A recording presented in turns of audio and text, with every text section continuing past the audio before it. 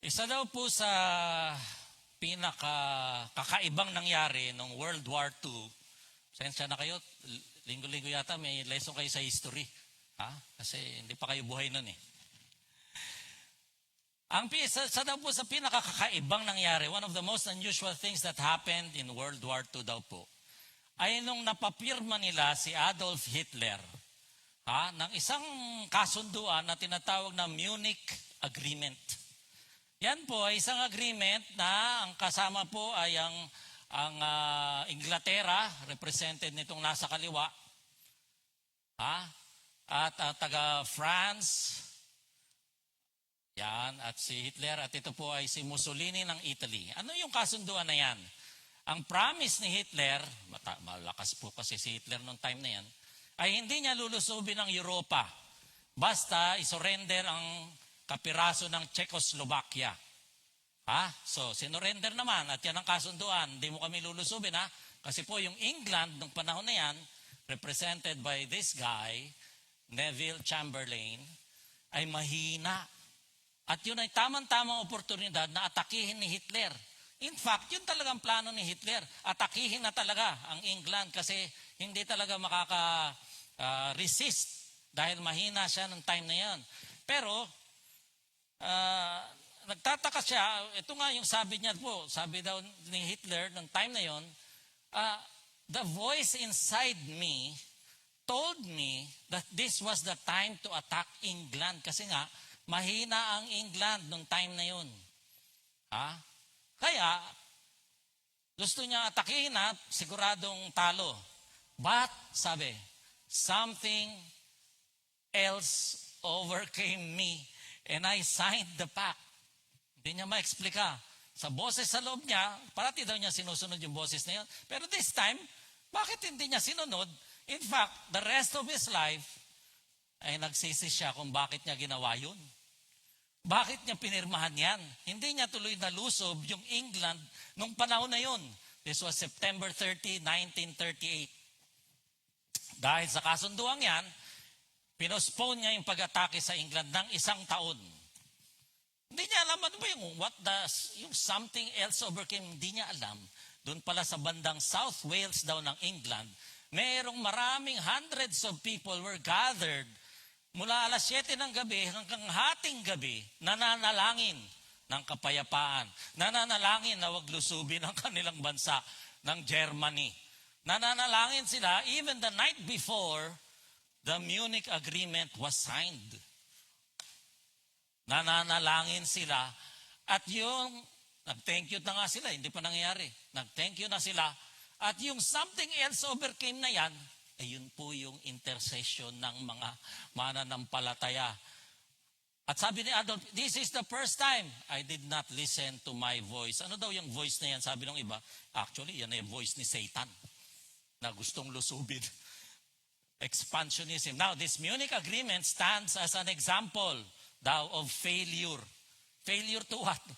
Failure na iwasan ang expansionist na mga leader na kagaya nito, postpone lang. After 1 year, nilusob niya yung buong Czechoslovakia, nilusob na niya yung buong Europa.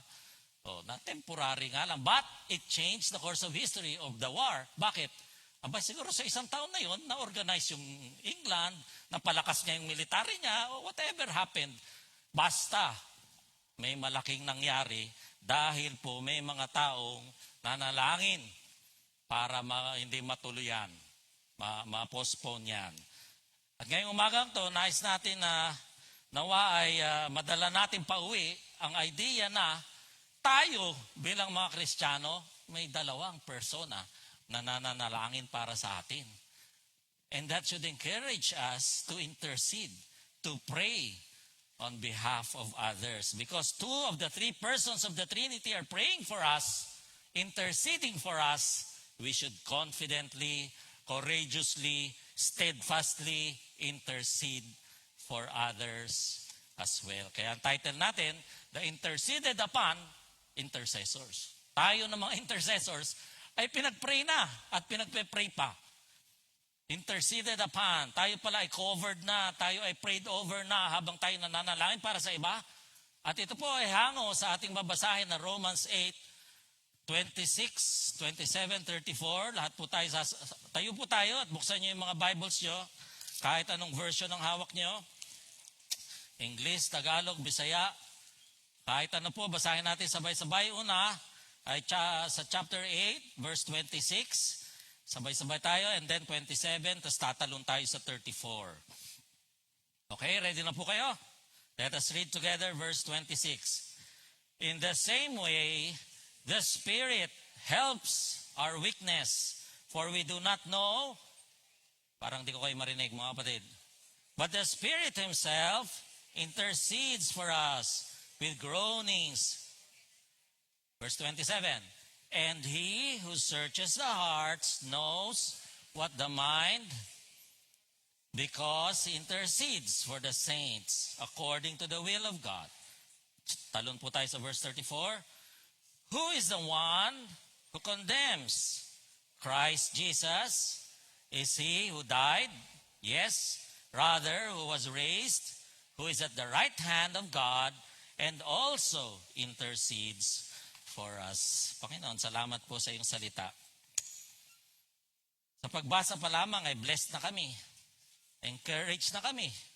Kasi nakita po namin dito ang katotohanan na tatlo ang persona ng Diyos at dalawa doon na inananalangin para sa amin. Ngayong umagang ito, Panginoon, nawa ang iyong salita na mamutawi mula sa iyong mga labi ay hindi babalik sa iyo ng walang kabuluhan, kundi magawa ang layunin mo para ngayong umagang ito, hindi lang sa karagdagang kaalaman, hindi lamang sa sentiment o emotional experience, but most importantly, sa pagsunod namin, sa obedience namin, dahil yun po ang kinalulugod mo. Sa pangalan ni Jesus, Amen. Makaupo na po tayo. Ngayong umagang to, nais nating bigyang diin na kapag tayo nananalangin, never tayo nag-iisa. Always tayo na may kasama. Meron tayong ka-prayer meeting. Kahit iisa ka lang, never ka iisa lang talaga. Bakit? Sabi po kasi sa verse na yan, in the same way, the Spirit helps our weakness. We do not know how to pray, but He Himself intercedes for us. Kaya, never ka mag-iisa. Kasi, habang nananalangin ka, the third person of the Trinity is also praying for you. Praying for us. Praying para tulungan tayong manalangin. Di ba napakalaking encouragement niya, mga kapatid? Para masaya ba kayo niyan na may katulong kayo sa pananalangin? Dapat lang.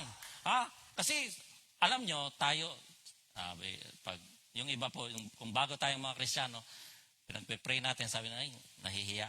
Bukod sa nahihiya, hindi raw siya marunong mag-pray. Eh sabi po dito sa verse na to, lahat tayo, we do not know how to pray as we should. Siguro, marunong tayo mag-pray, okay? But do you know how to pray as you should? Oh, yun ang pagkakaiba nun, as we should daw, sabi. So, sa verse na yan, makikita natin that the Spirit helps. Sa paanong paraan tayo tinutulungan ng Spirit? In the same way, sabi, in the same way. Eh, what way? Ano ba yung what way? Ano ba yung way na yun? Abay, babalikan natin yung mga naunang verse. Sabi po sa verse 21, that the creation itself also will be set free from slavery to corruption into freedom of the glory of the children of God. Sabi po dyan, for we know that the whole creation groans, sabi. Groans to be set free. Umuungol. Gustong makalaya para daw pong nanganganak. Yung nagle-labor. Sino nag-labor? Mahirap po talaga mag-labor. Hindi ko pala naranasan. Nakiranas lang ako. Mahirap po yung mag-labor. Yung whole creation daw, we ourselves groan, sabi po sa verse 23. Not only this, but also we ourselves, having the first fruits of the Spirit, even we ourselves, within ourselves, groan daw.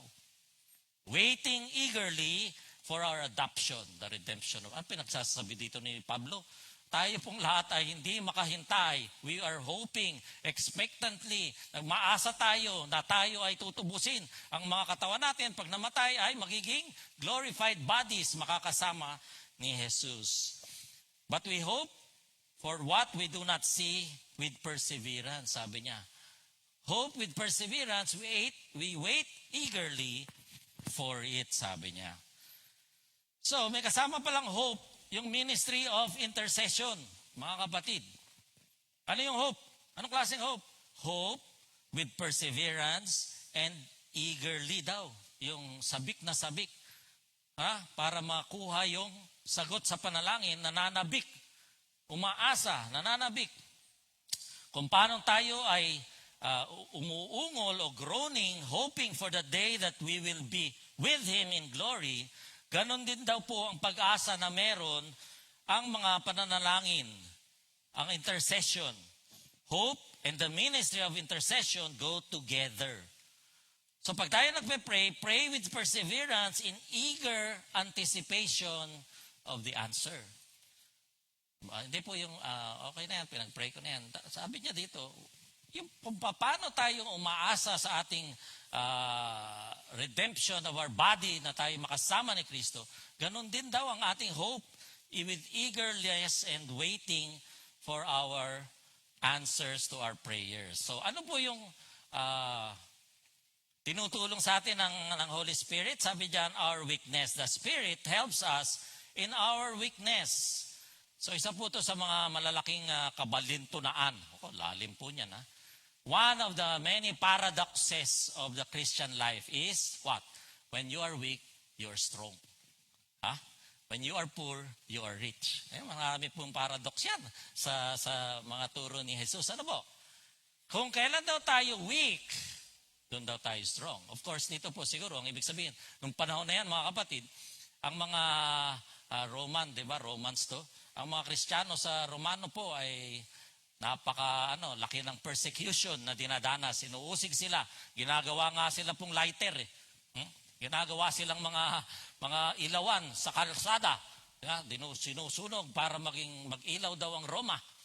Napakalaking pag-uusig ng panahon na yun. So, maaaring dito sa weakness note, sa atin din. Sa practical application nito, sa atin, araw-araw, sa ating hinaharap na mga wala man tayo masyadong persecution, pero siguro sa mga trials, temptations, challenges na ating inaharap araw-araw, sabi niya, the Spirit helps us in general. But, specifically sa verse natin, mga kapatid, in prayer. Sabi nga kasi, for we do not know how we should pray as we should. Hindi tayo marunong daw. So, ang prayer, ang maganda daw po sa prayer ay ina-admit mo na ikaw ay may weakness, or ikaw ay hopeless, o ikaw ay helpless. Kaya pag tayo humihingi ng panalangin sa isa't isa, it's an admission na hindi mo kaya sa sarili mo. Humility po yun, at maamin tayo na kailangan natin ng tulong ng Diyos. Ang kabaligtaran, kayabangan ba na hindi ka magpa-pray? Parang hindi narinig yung tanong ko. Kayabangan, huwag natin i-judge mga kapatid kasi minsan naman may privacy. Gusto nilang maging private, yung issue. Okay lang po yun, respect natin, huwag nating husgahan. Pero, kung sa bagay, alam niyo po, nung nag-board exam ako sa medicine, hindi ko pinaalam sa madlang people. Bakit? Kasi baka bumagsak. So pag bumagsak, sabihin ko, hindi po ako nag-take. Hindi ako nagpa-pray. Bakit? Kung bad. Pero po, ang admission is, you are weak. You need God's help. Kaya magpatulong po tayo sa pamamagitan ng panalangin, magpa-intercede tayo kasi gusto rin po yun ng Diyos. So, ang weakness na yan ay in general and praying, no? Kailangan po ng tulong natin habang tayo ay nagpe-pray so that we will know how to pray as we should, kung paano dapat tayong manalangin dyan sa oras na yan na nananalangin ka, ATM, at that moment na ikaw nananalangin. Tutulungan ka ng Espiritu Santo to pray. Ano ba? The Spirit Himself intercedes. Sabi dyan, the Spirit Himself.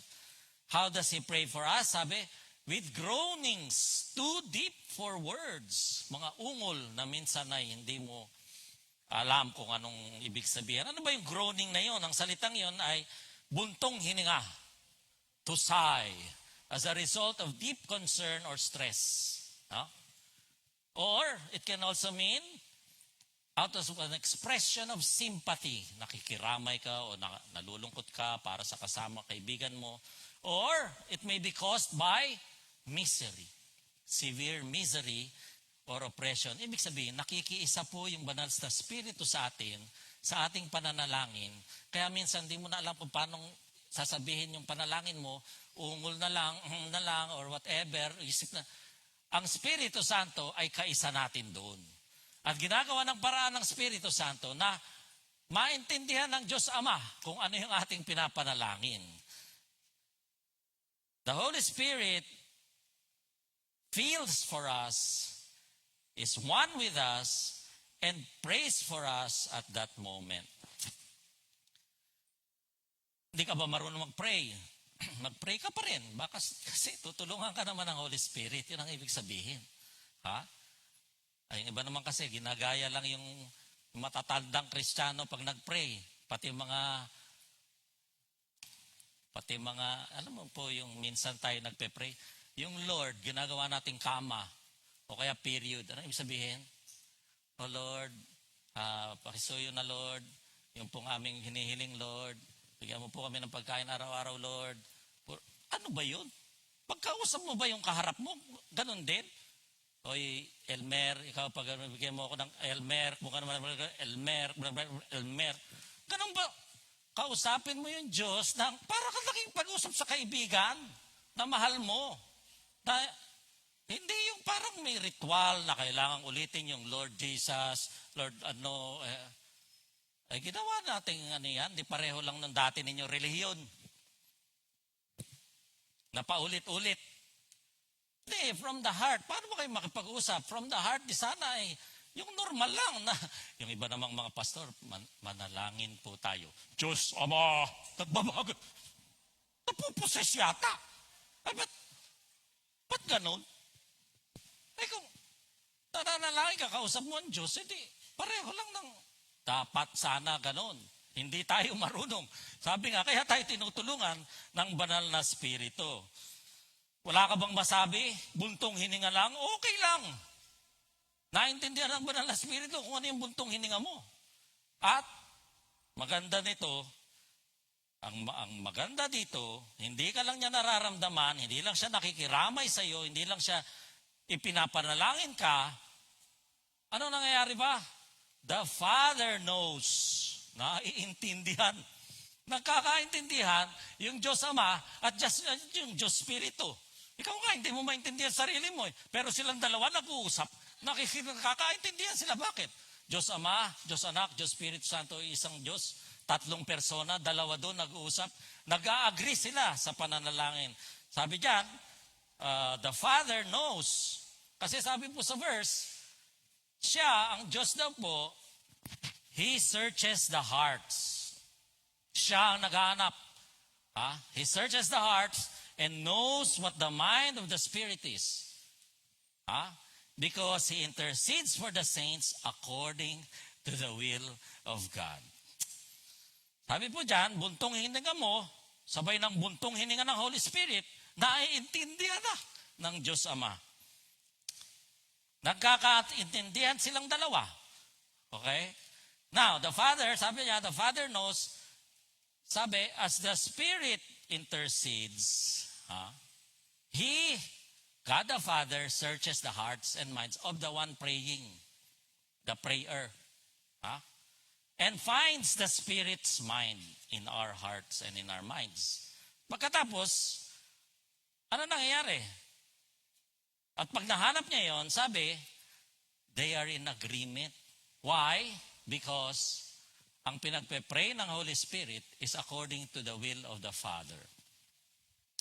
1 John 5, 14, 15. Memorize nyo na ba yan? Paulit-ulit ako dito yan.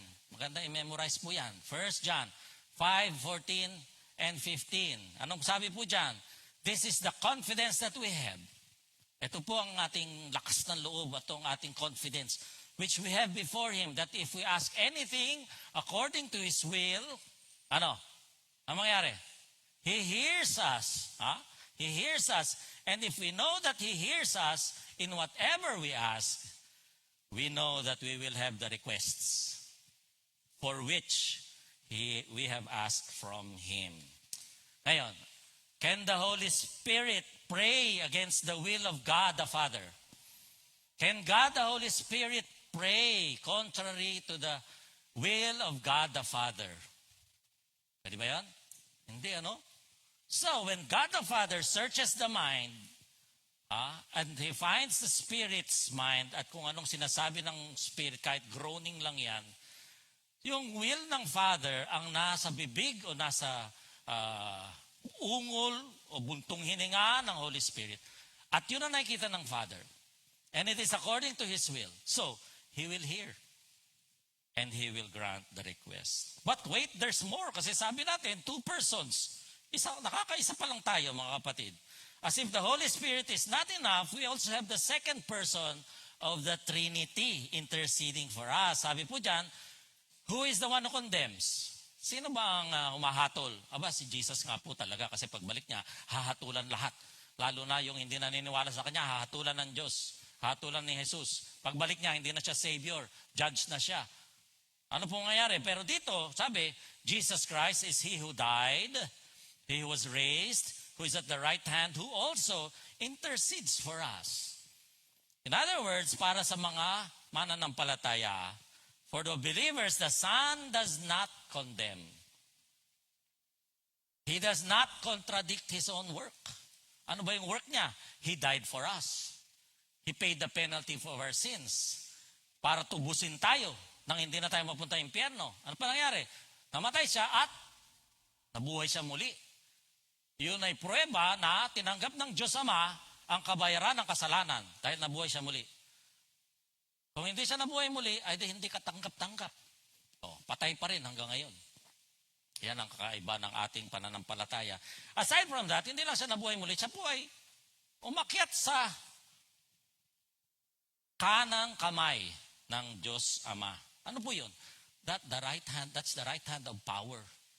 Kapangyarihan po yun. Simbolo ng kapangyarihan ng Panginoon. He cannot contradict His own work of salvation, redemption, propitiation, atonement, substitutionary death, justification. Hindi pwede. Sabi diyan, and it is He who ascended and at the right hand of God, that's the position of power. At ano pong ginagawa ni Kristo doon? Anong sinasabi niya? God, the Son does not condemn, but instead, He intercedes. Anong ginagawa ni Kristo ngayon sa kanang kamay ng Diyos Ama? Abay, pinapanalangin tayong lahat. Di ba? Parang di kayo masaya. Di ba? Masaya, pinananalangin tayo ng Diyos. Kanina, Espiritu Santo. Ngayon, Diyos, Anak ay nandun sa kanan ng Diyos. At ipinapanalangin po tayong lahat. Ano ba ibig sabihin niyang intercede? Is to plead the cause of. Ipamanhik ang ating mga katayuan o ang ating kalagayan. He advocates, speaks in or on behalf of for us. 1 John 2:1. Kailan ba ginagamit ang in behalf of at on behalf of? May lesson tayo sa English. Maaga pa naman. Late na pala. On behalf of, representative ka. In behalf of, for your benefit, for your good. So, ngayon ay on behalf of na lang daw ginagamit. He always lives to intercede for us. So, He is not condemning us. He is at the right hand. He is interceding for us. He is pleading our cause for all eternity. Ano sabi po dyan sa Hebrews 7:12? Basahin natin. Ready, go.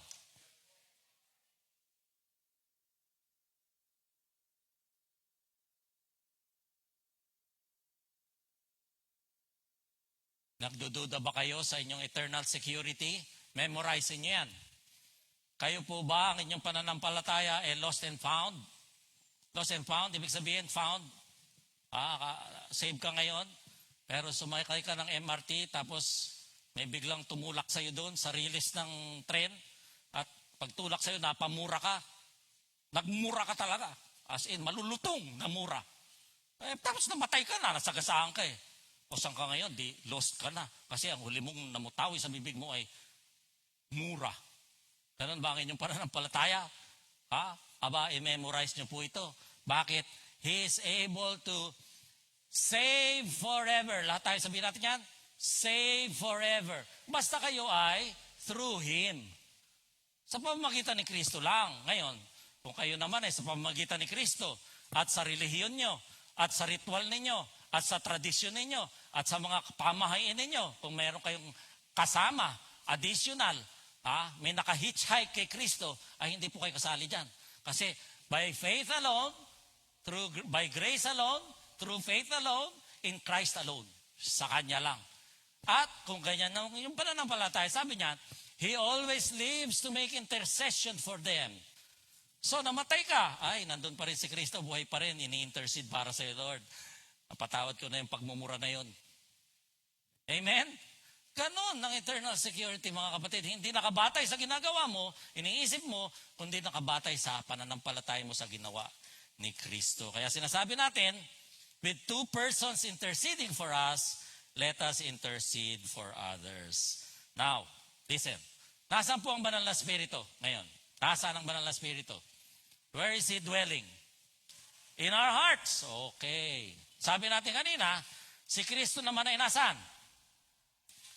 Nasa langit at nasa kanan ng trono ng Diyos. Di ba? Makita niyo yan. In our hearts and at the right hand, ay nandun po ang ating mga intercessors.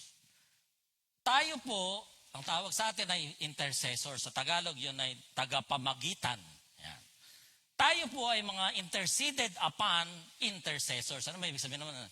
Tayo po ay mga tagapamagitan na pinamamagitanan na. Oh, wow. Nakuha niyo ba yun? May English lesson na kayo, may Tagalog pa.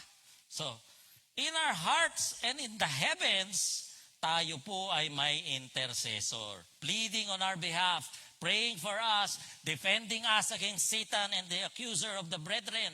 Because of the truth, the interceded upon intercessor should intercede for others. Tayo po, mga tagapamagitan na pinamamagitanan na, intercessors who are being interceded upon or for, ay kailangan mag-intercede sa iba. Bakit? Why should we intercede for others? Una, because of the principle of top line blessing and bottom line blessing. Ano po yan? Pag ikaw'y pinagpala ng Panginoon, gamitin mo yun para pagpalain ng iba. Pagpapala ba na dalawang persona na sa tatlong persona ng Diyos ay nag-i-intercede, nagpe-pray para sa inyo? Pagpapala ba yun? Amen. Pagpapala. Kaya, top blessing, God the Son, God the Holy Spirit is interceding for me. Bottom line blessing, I will intercede for others. The principle of top line and bottom line blessing. Pangalawa, tayo po ay mga priests. Sabi sa Peter, you are a royal priesthood, a holy nation. Trabaho po ng priest ang ipanalangin ang iba. God has anointed us, appointed us, and bestowed upon us the honor of going before God, before the most high God, on behalf of others. Hindi po ito optional, mga kapatid. This is a sacred obligation and a precious privilege. Pangatlo, God is looking for a man. Sabi po sa Ezekiel 22 verse 30, and I searched for a man among them who would build up the wall and stand in the gap before me for the land, that I should not destroy it. Ang sabi ng Diyos, I found no one. I found no one. Isaiah 59 verse 16, sabi naman po dyan, he saw there was no man, and he was astonished that there was no one to intercede. Will you be the one? Tayo po ba dito ang magiging kasagutan sa paghahanap ng Diyos para sa mga intercessors? Pangapat, sa Lord's Prayer, yung totoong Lord's Prayer, which is in John 17, Jesus modeled for us intercession. Ipinanalangin po tayo ni Kristo doon. Ipinanalangin niya tayo ng taimtim. Ang haba ng chapter na yun, para po sa inyo yun, para sa akin yun. Basahin niyo po yun kung anong gusto ng Panginoon para sa atin. And we have the examples. Si Abraham, he was interceding on behalf of Sodom. Pag may 10 po dyan na matuwid, huwag nyo na pong gibain. Si Moses, in-intercede niya para sa Israel kasi gusto nang lipulin, mareklamador kasi yung Israelita. O huwag kayo magreklamo masyado kasi po gusto lipulin ng Diyos. Sabi ni Moses, huwag niyo po silang lipulin kasi may pangako po kayo, may covenant kayo. So, namagitan si Moses. Si Job, 42 chapters yata na siya ay inusig ng kanyang mga kaibigan, tinatawag na kaibigan. Kasalanan mo yan, kaya ka nagkamalas-malas eh. Ang ginawa niya? Pinagpala niya. Pinagpray niya yung kanyang mga kaibigan. Si Stephen, habang binabatot na mamatay, sabi niya, Lord, don't take this against them. Si Pablo, inutusan tayo na ipanalangin ang lahat, pati daw mga hari. Nung panahon na yun, ang mga hari, pinapatay ang mga Kristiyano. So marami tayong examples po dyan ng mga bakit natin gawin. What's in it for me? Ano naman ang benefit sa inyo na mag-intercede po tayo? It breaks your self-centeredness. Kung kayo po ay parating malungkot, depressed, naaawa sa sarili, alam nyo, anong ibig sabihin nun? Ay nakatuto kayo sa sarili nyo eh. Pasensyahan na lang. Yun ang totoo. Ang sabi po, pag pinag-pray natin ng iba, makikita naman natin yung pangangailangan nila. At magiging blessing yan. Bakit? Sasabihin mo ngayon na, naku, mas malala palang kalagayan niya kaysa sa akin, panalangin ko siya. So it shifts our focus from ourselves to others. Beyond your need, beyond the burdens, nasa iyo lang, towards the burdens of others. So nagiging compassionate ka ngayon. Nagiging mas caring ka ngayon sa iyong community. Pangalawa, it strengthens your faith. Kapag nakita nyo kung paano sumagot ang Panginoon sa panalangin, nabibuild up yung faith natin. It is the way by which we are restored. Si Job, nung hindi niya na-restore lang ang fortunes ni Job, times 2 pa. Twice the fortune, twice the riches that he had. Kailan? Nung siya po ay nanalangin para doon sa mga kaibigan niya mismo na umuusig sa kanya. It exercises your spiritual authority. Intercession is your spiritual authority. So to participate in God's work, you stand in the gap to seek protection and mercy for others. By intercessory prayers, we hold off Satan mismo. We hold off Satan. We exercise yung spiritual power or spiritual authority natin laban kay Satanas and allow the Holy Spirit to work in others. It aligns your heart with God's will. Kalooban ng Diyos ay nagiging aligned ang iyong puso. Bakit? Yun nga ang sabi, yun nga ang ginagawa ng Holy Spirit. Dahil tayo po ay nagiging kaisa niya. Ano pa ba? Wala dyan. Intercession also leads to peace and godliness. Sabi po ni Pablo sa 1 Timothy 2:1-2, that we may live peaceful and quiet lives. Gusto niyo raw maging mapayapa ang mga buhay niyo? Ipanalangin niyo ang inyong mga leader. Hindi lang leader sa church, leader sa politika ito. Leader sa lahat ng gobyerno, lahat ng leadership. Ano pa? There's joy and partnership. Kapag tayo nananalangin sa iba, Philippians 1:4-5, Paul expresses personal joy as he prays for the Philippians for their partnership in the ministry. Intercession allows you to move from being a spectator. Ngayon, spectator kayo. Spectator, pinapanood niyo ako, naku-conscious tuloy ako. From spectator to becoming an active partner, an active participant in the ministry of the Lord by intercession lang, mga kapatid. That's the benefit. That's the benefit that you get. Now, how do we do this? Alam niyo po, yung worship daw po and intercession go together. Sa Revelation, sabi doon, another angel came and stood at the altar holding a golden censer, and much incense was given to him so that he might add to the prayers of all the saints on the golden altar, which was before the throne. The smoke of the incense with the prayers of the saints went up before God out of the angel's hand. Sa Revelations, yung pong incense ay simbolo ng worship. So dito po sa Revelations 8:3-4, sabi, Yung daw pong incense, yung worship is mingled, rising together as a single offering before the throne. So paano tayo mag-intercede? Huwag nyo kayong dumiretso na, may sakit si Lord, pag panagalingin mo, tapos na. We start with worship daw. Unang-una, bakit? Kailangan po kasi ma-elevate ka dun sa point of view ng God. Pag dumiretso ka dun sa need ng tao, syempre, ano pa ba, pagpe-pray mo, may sakit yan, di gumaling. Iniisip pa ba yan? Mini-memorize. Common sense lang yan, Dok. Totoo nga naman, doktor ka pa naman. Pero, yun ba ang gusto ng Lord? Lahat ba ng may sakit, gustong pagalingin ng Diyos? Saber. Si Lazarus ba, gumaling? Si Pablo ba, natanggal ba yung thorn in the flesh? Gumaling ba? Si Jesus ba, nakatakas sa krus? Hindi.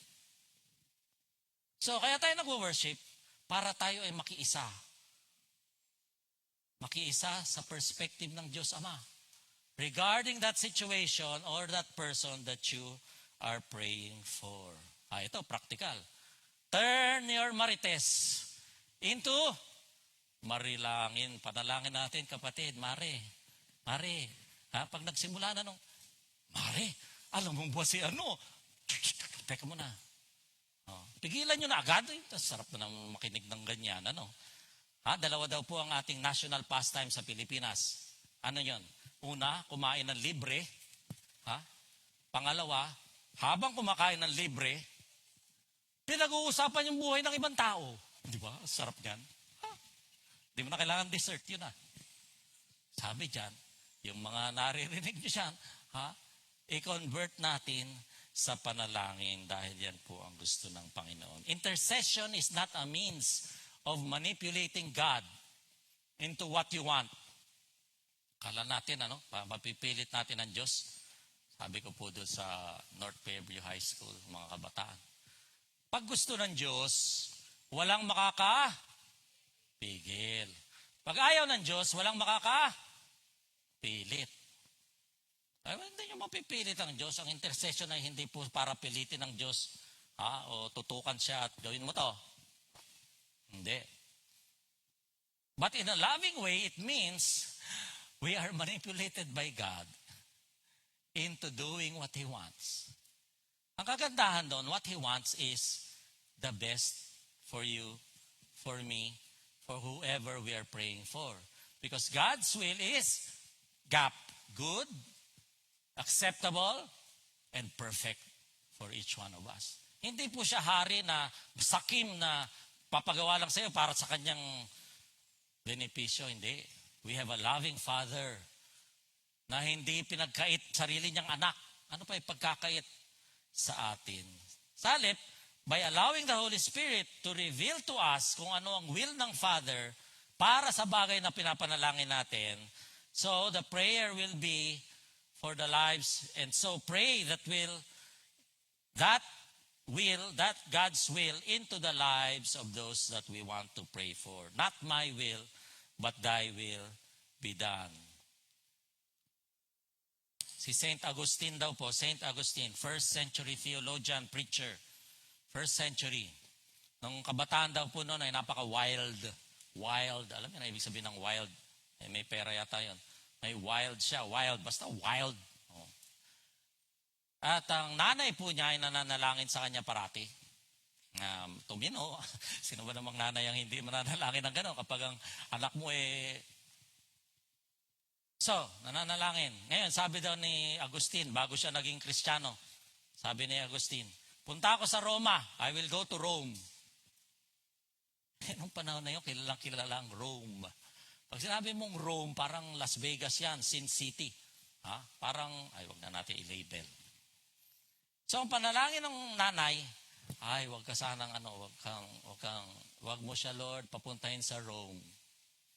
Lord, lalo lang yan mapapariwara doon.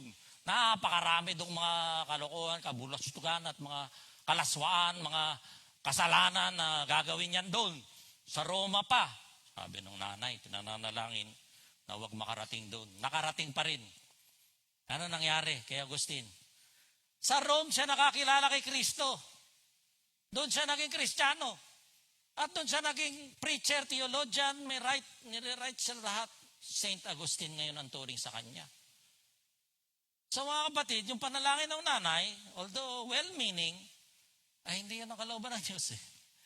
Inayos pa rin dahil ang susi po sa pananalangin is to identify with what God wants for our lives and for the life of those we are praying for. And whenever we stop being identified with Him, it is because of our sympathy. Minsan naaawa tayo sa iba, Lord, pagalingin mo naman yung sakit niya kasi nakakaawa naman siya, magagamit pa siya sa ministry, kung mawala lang yung kanyang sakit na yan. At yan daw po ang humaharang sa panalangin na tama. Intercession is not bringing our own personal sympathies and concerns into the presence of God and then demanding that He do it, whatever we ask. We have to be completely and entirely identified with God's interests in others. Yun, kaya tayo nag-worship muna. Para malaman natin ano kaya ang gusto ng Diyos para sa taong to, para sa sitwasyon na to, bago tayo mag-intercede. We have to be completely and entirely identified with God's interests and concerns with others' lives. God gives us discernment in the lives of others so that we can intercede for them. Hindi para husgahan sila, hindi para i-call out sila. Kaya maganda mga kapatid, kasi tayo ngayon, alam natin, 2 persons of the triune God are praying for all of us. And because of that, dapat lang tayo po ay mag-intercede sa ibang tao. There are no pitfalls in intercessory prayers, mga kapatid. Bakit no pitfalls? Kasi nga kasama natin, tinutulungan tayo ng Holy Spirit na manalangin. Kung mali ang panalangin mo, tutulungan ka, iaayos ng Holy Spirit. Ano lang ang role mo? Manalangin. Anong conclusion? Manalangin. Pray, pray, pray ang conclusion. Dahil ang Diyos po ay tinutulungan tayo in our helplessness. Our helplessness is our power. Only when we surrender our powerlessness, our weakness, our helplessness, our hopelessness to the Holy Spirit.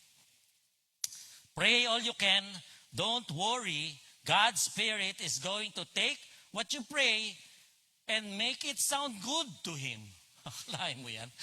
Lord, hindi ko alam paano i-pray ito. Pray pa rin. Bakit? Aayusin ng Holy Spirit, mga kapatid. Yun ang role niya. He will help us in our weakness, for we do not know how to pray as we should. But the Spirit Himself prays for us. The Holy Spirit hears what comes from our hearts. He hears what our lives and our hearts are praying. And He makes them right and good and acceptable to God.